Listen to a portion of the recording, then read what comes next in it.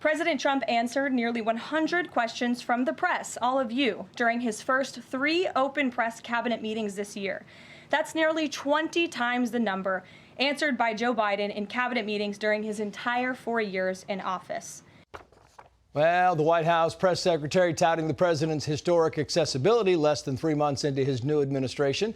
Let's bring in the host of A Home That Heals podcast, one of America's great former TV news anchors, Dee Sarton, along with former senior advisor to RFK Jr., influencer Link Lauren. Thank you both for coming on. Link, to you first. I mean, you kind of heard the sound coming in, whether it's a cabinet meeting or whether he's signing executive orders or he's on Air Force One today, he will answer any question from anyone, anytime. It's kind of unheard of in today's media world.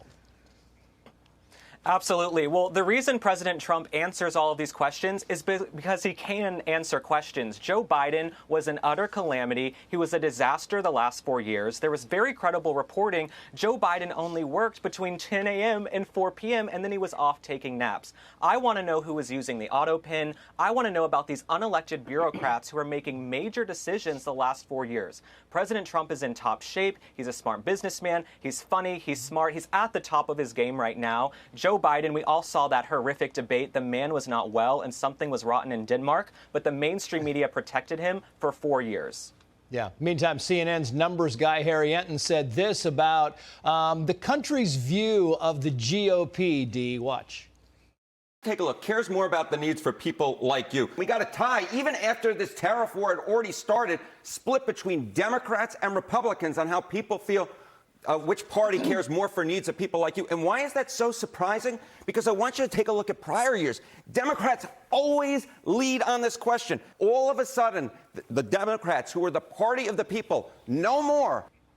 Yeah, no more, because he ran on this, D. He said he was going to do this. He campaigned on this, and he's doing it. And people are like, you know, I kind of like it. Wow. And, you know, that cabinet meeting today was the perfect example of that. I was captivated watching it happen, seeing it unfold. It's not the first time he's done it, and he keeps doing it. And actually, my husband called it super PR because we're in the room.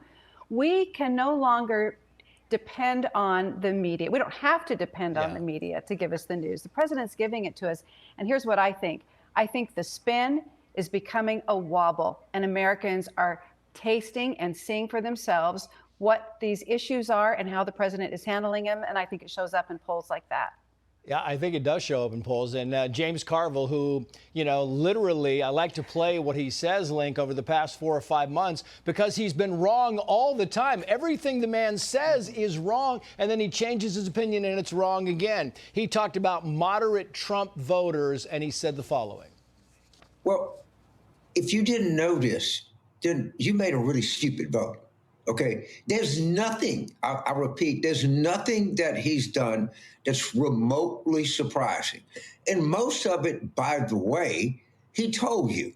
So, idiotic cabinet, check. So, I'm sorry, but to the 10% that said, well, I voted for change, I didn't vote for this, then you were a idiot. He's calling people idiots, Link, who actually voted for something they believe in and that is being accomplished. It kind of baffles me.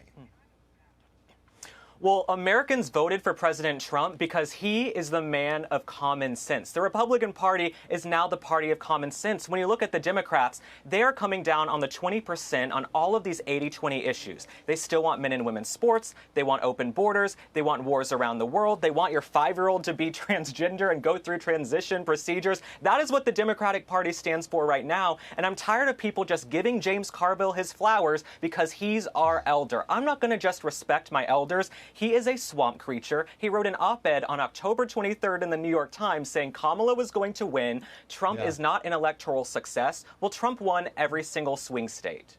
Every swing state, and he did say Kamala was going to win. Your old partner on this show, D, Batia Ungar-Sargon, said on CNN the tariffs will lead to the American dream. She stood up for herself. Watch.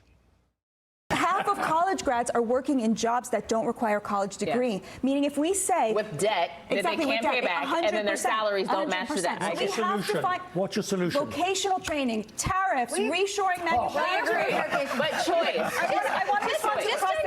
Batia, you had everybody nodding at the table. And then he said terrorist. I mean, of course, the whole cast is going to mock her, but she stood up for what she believes. She went on CNN and stood up against the forces. What do you think, Dee? Grace under fire. I always feel privileged to be on with Batya because you know she knows her stuff and she knows it well. She's always looked at tariffs through the lens of the working class, and so does the president. And she's not just tossing it out there because it's the talking point of the day. She knows what she's talking about, and she can defend it. And she's a great role model for the rest of us. So if we're going to speak out, we probably better be able to defend our positions. Yeah, Dee Sarton, Lake Lauren. Hey, Sean Hannity here. Hey, click here to subscribe to Fox News YouTube page and catch our hottest interviews and most compelling analysis. You will not get it anywhere else.